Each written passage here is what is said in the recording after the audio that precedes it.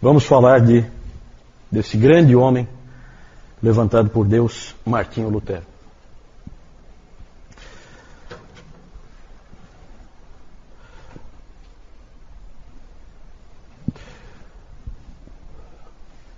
Lutero é uma figura que vale a pena conhecer, um indivíduo fantástico, cheio de altos e baixos. Já se escreveu um monte de livros sobre a psicologia de Lutero, né? Análises psicológicas sobre ele, como ele era, porque ele é um homem de altos e baixos.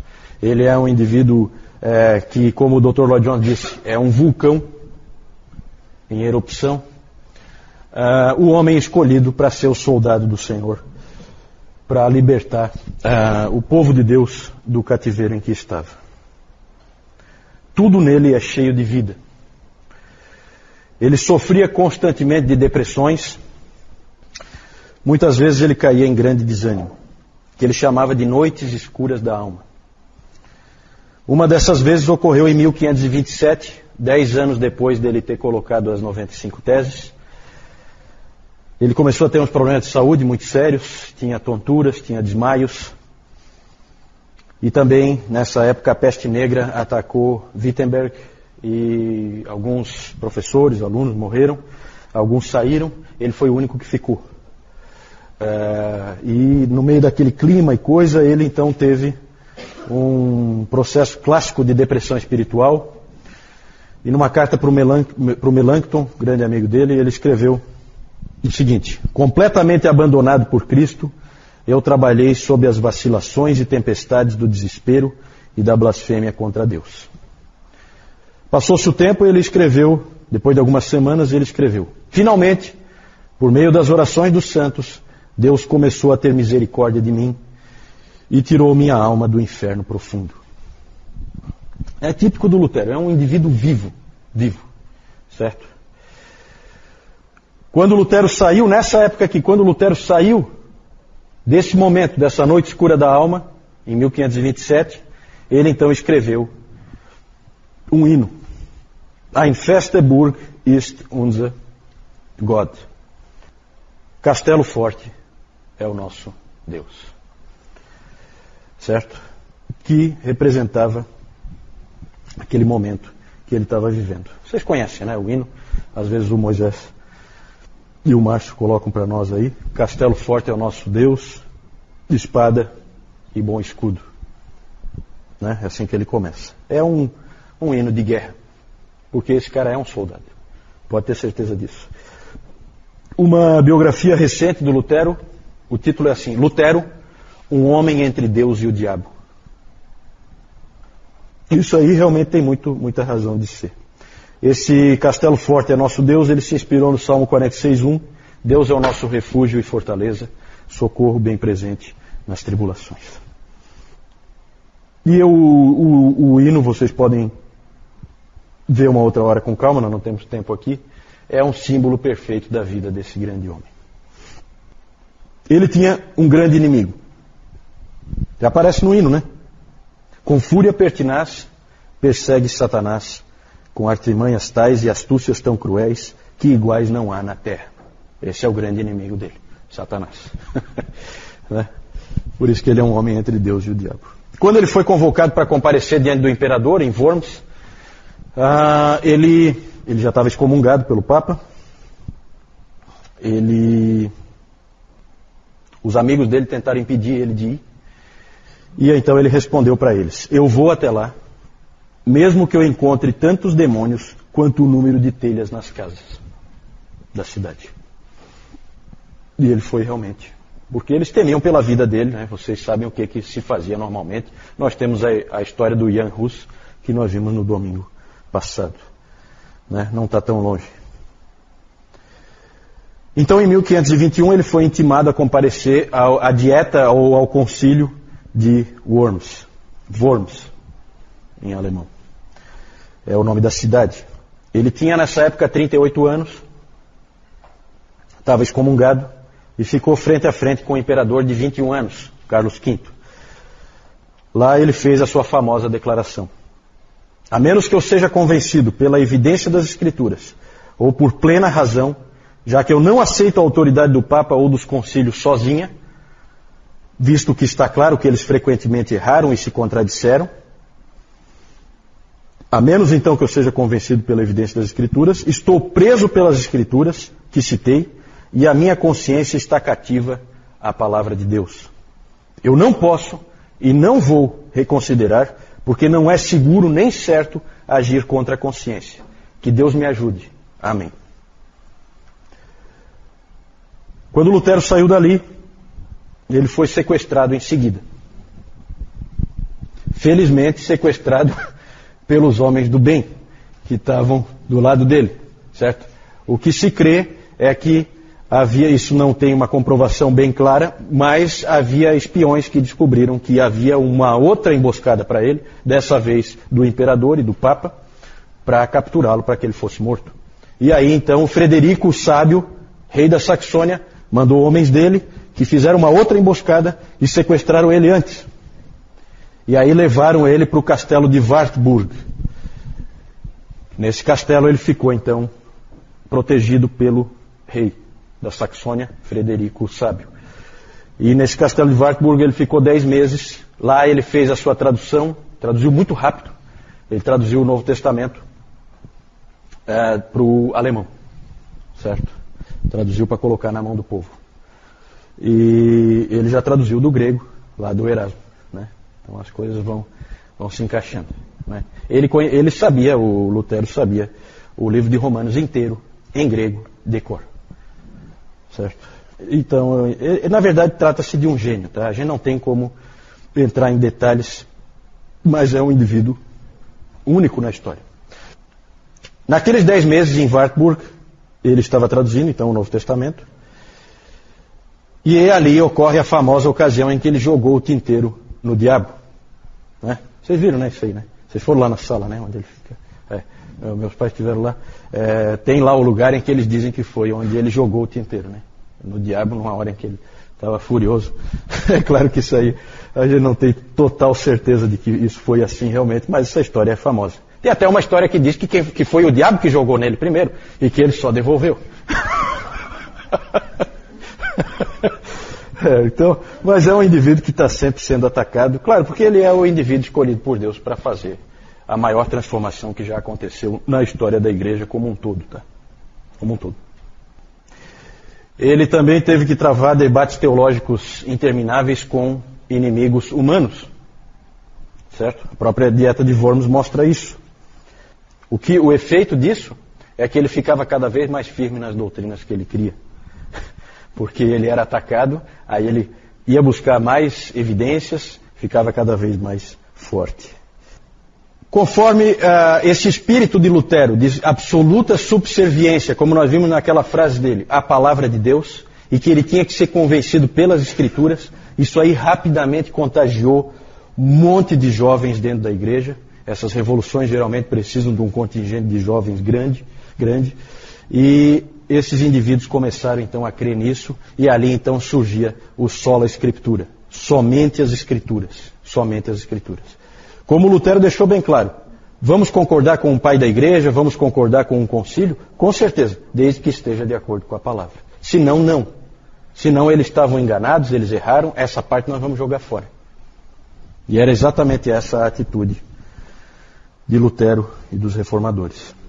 Já um homem velho, Lutero, relembrando toda a reforma, ele disse em um dos seus sermões: simplesmente ensinei, preguei, escrevi a palavra de Deus. Não fiz mais nada. Então, enquanto eu dormia, ou bebia cerveja de Wittenberg com o meu Filipe e o meu Amsdorff, a palavra enfraqueceu tão intensamente o papado que nenhum príncipe ou imperador jamais fez estrago assim. Não fiz nada. A palavra fez tudo. Então esse é o espírito. O Papa foi derrotado pela palavra, não pelo Lutero. E isso ele deixa muito claro, certo?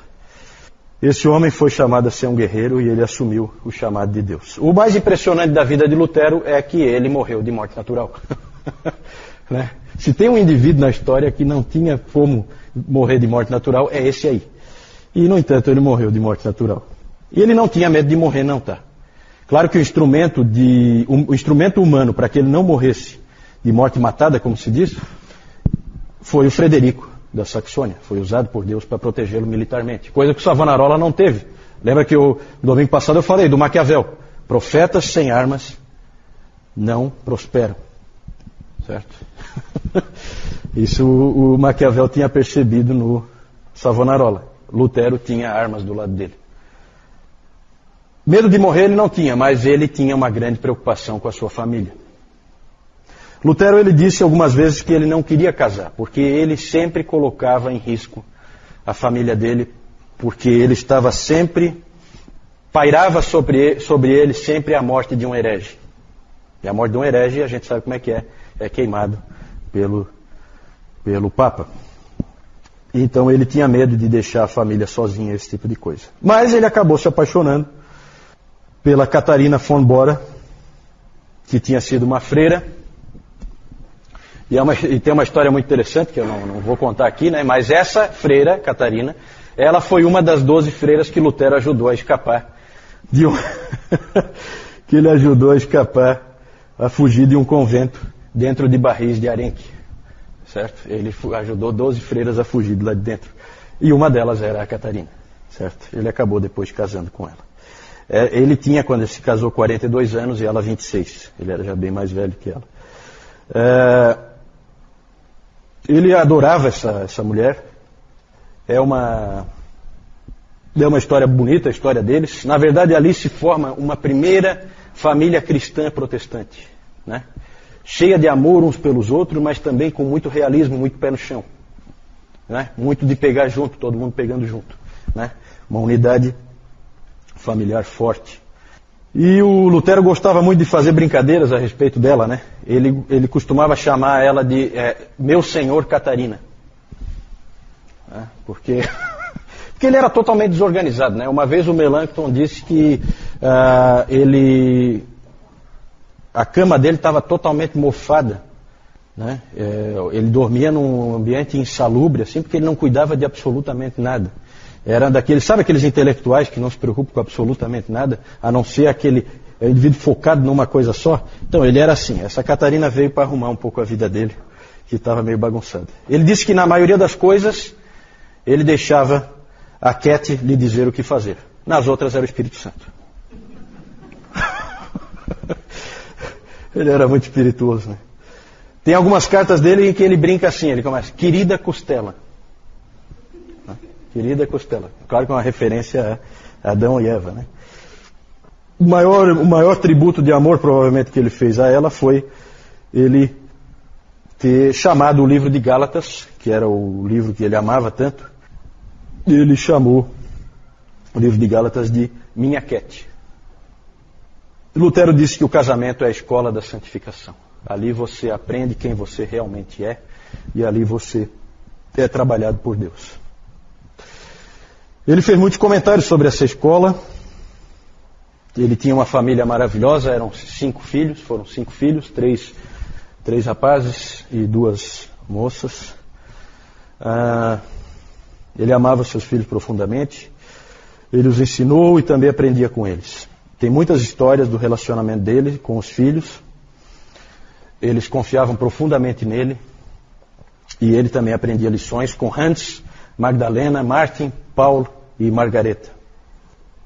Quando a sua filha de 13 anos, Magdalena, morreu em seus braços, a fé dele falhou. 13 anos de idade. O historiador Steve Osmond disse: não sei de nenhuma outra ocasião na vida de Martinho Lutero em que sua teologia e fé não foram páreo para os inimigos que o ameaçavam. Ele desafiou o imperador e os príncipes alemães e diversos papas. Ele amaldiçoou e insultou o diabo. A sua teologia só lhe falhou verdadeiramente na morte de um filho. Lutero sofreu nessa época como nunca. Por fim, ele foi capaz de dizer: é tão estranho saber que ela está feliz no céu e eu tão triste aqui.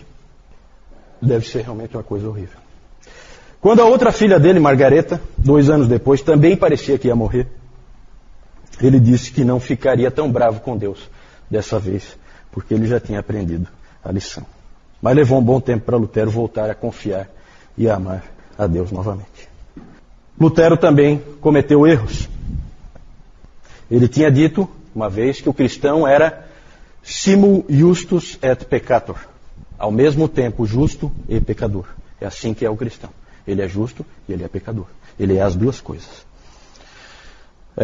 E ele cometeu erros na vida dele. Ele disse também uma vez que o cristão sabe e sente 3 coisas a respeito de si mesmo.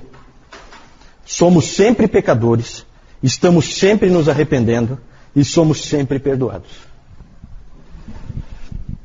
O professor Calhoun, quando vai falar dos erros de Lutero, ele diz assim, que se o Lutero estivesse ali sentado, Lutero diria assim, erros não, pecados.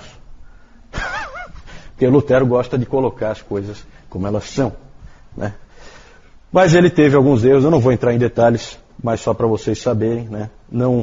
Ele não é diferente dos outros personagens que a gente conhece, inclusive da Bíblia, que sempre tem os seus defeitos e os seus erros, alguns graves. 4 coisas principalmente foram grandes erros dele. A sua participação na Guerra dos Camponeses, em que ele apoiou o uso de armas para conter os camponeses. A recomendação de bigamia secreta a Filipe de Hesse, essa não ficou bem clara. A sua atitude para com os judeus, bastante negativa. E a sua linguagem em modos grosseiros. Esse aí é típico dele, né? Ele era muito grosseiro na maneira de falar, né? Na verdade, era comum no meio em que ele estava que as pessoas falassem daquela maneira, e ele falava também. Ele morreu em 1546, com 62 anos, em uma viagem em que ele estava indo resolver um problema numa briga entre 2 irmãos, e ele estava viajando para tentar resolver, levou seus 3 filhos com ele. Tem as cartas que ele mandou para Cat enquanto ele estava viajando, muito interessante do que eles faziam e tal, muito bacana. E no meio dessa viagem ele acabou passando mal e acabou falecendo. Ele é uma personagem fascinante. Se vocês tiverem a possibilidade de conhecer um pouquinho mais sobre Lutero, corram atrás disso. E o que se diz é que as pessoas costumam gostar de Calvino, mas elas amam Lutero. E isso é porque ele é tão humano, né? Realmente humano.